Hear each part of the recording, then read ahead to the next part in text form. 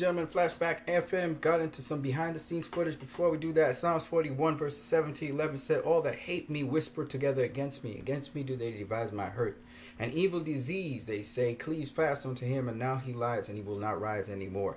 Even my own familiar friend, whom I trusted, which eats of my bread, he lifted up his heel against me. But thou, O Lord, be merciful unto me, and raise me up that I may requite them.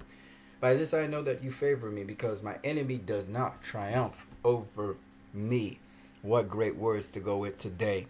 We keep it inspirational. Let's look at behind the scenes footage of Justice League here by Flashback FM.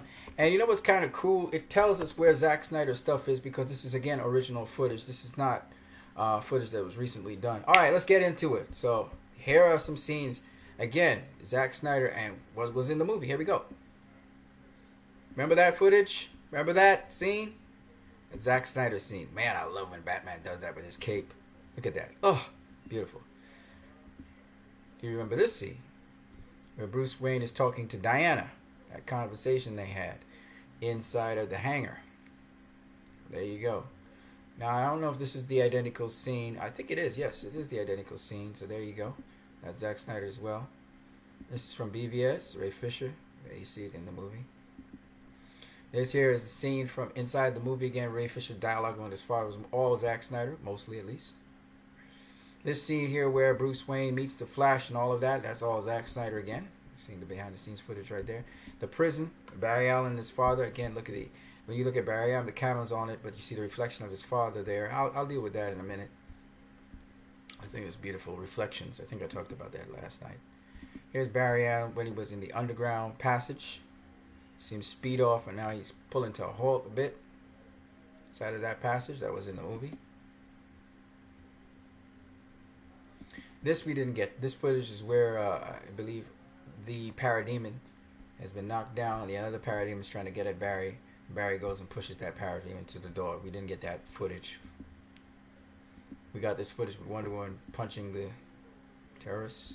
Didn't get that footage right there where she pulled out her sword from behind. They were preparing to leave the carrier, the troop carrier, and go face Steppenwolf. They were going to step off. So Batman gave Aquaman his spear, and Wonder Woman pulled out her sword. Was getting ready to fight, do a battle. This is the scene at the memorial, as you can see right there, where they're about to face Superman. We've seen that already.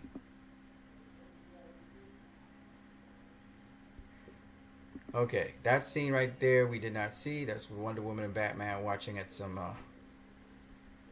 things that are going on. This is when they were moving up into the troop carrier from underground. You can see Alfred there amongst them. That's how we know. This is where Batman is turning to fight a parademon in the underground passage. This is Wonder Woman when she blasts the terrorists to that kingdom come, and then you see the windows explode, and you see all of the police vehicles and stuff. They duck for cover. It's because Wonder Woman blasts him out with her energy blast. Okay. And that's what people don't know. It's like, oh, that footage just missed that. Well, Joss Whedon cut it out so that it didn't look too graphic, you know.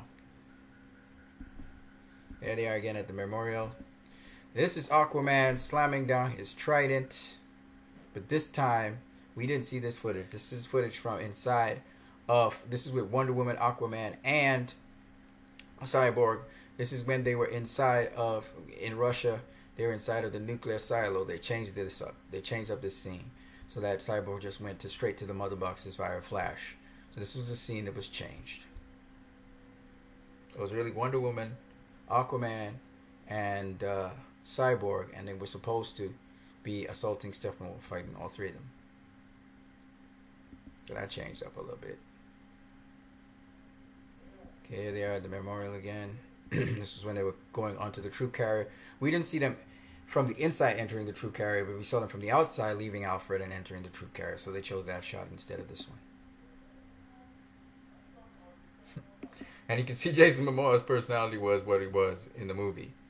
You see him there. This is the scene at the end of the movie where the Flash is bouncing Cyborg on top of that the nuclear silo. That was a Zack Snyder moment again. See? Yeah. So the behind the scenes footage just hints to you. And they're fighting. Okay, this scene was cut out, and this scene was cut out as well. He didn't do it like that. He did it properly. This scene here we got an alternative version to that where Aquaman was actually with his hands kind of raised, going through the water as he went on to swim on. Okay.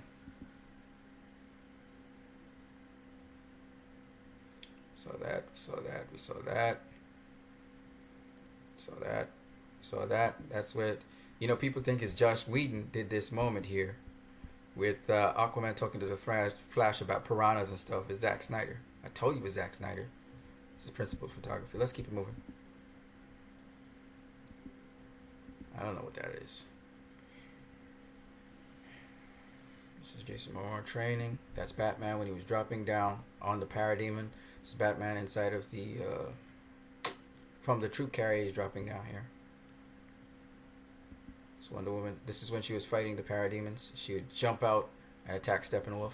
It's right there. This is the Flash when he's protecting the people. He's getting them out. You can see there Victor Stone's father, Silas Stone. There's the janitor guy, Howard.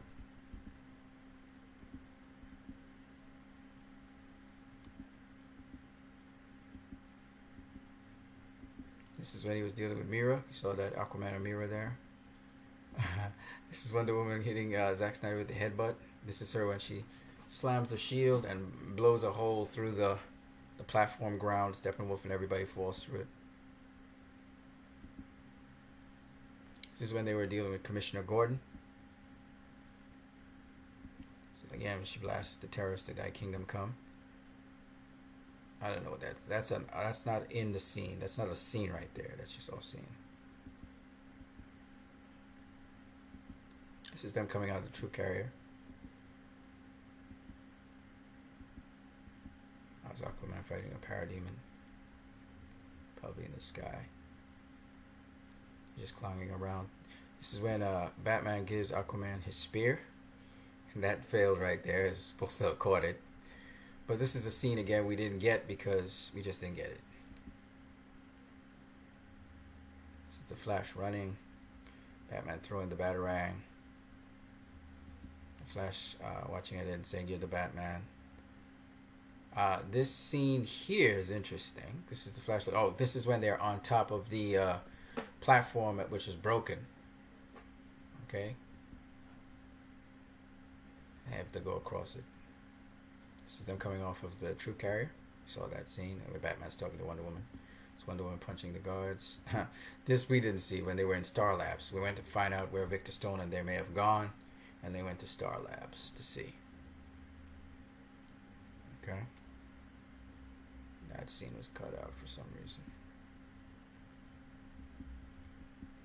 Alright guys, so I just thought that I would leave that so you could see, again, the bulk of this movie was Zack Snyder. A lot of this work was Zack Snyder's work. Even the scene that they say Joss Whedon directed, which was the scene with Batman dealing with the robber. Apparently he rewrote some of the scene, but it's not entirely written by him.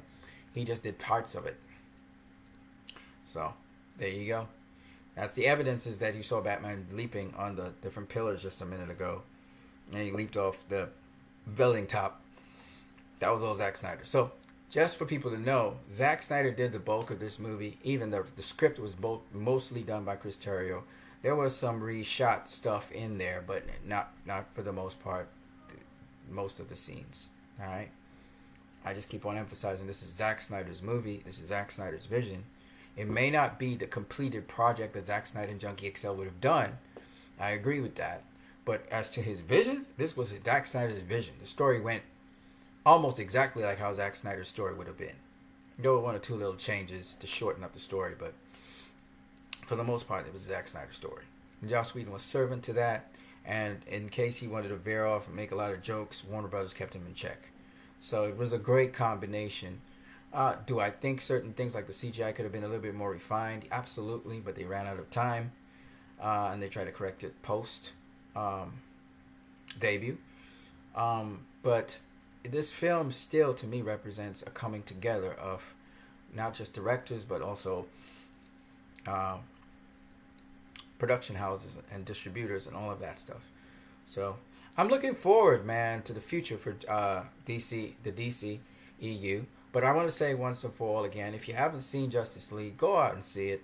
go out and check it out because it's a good movie. It's a solid movie. Most people still like it, and it still has a high rating by Cinema Score, B+.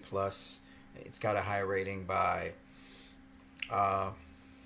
even on Rotten Tomatoes, which people are now discrediting completely. It's just funny. And also it has a high rating by word of mouth by the usual people who went and saw it. And I have a lot of things still to say about this movie, so we'll try and get to it. Alright guys, you have a great one.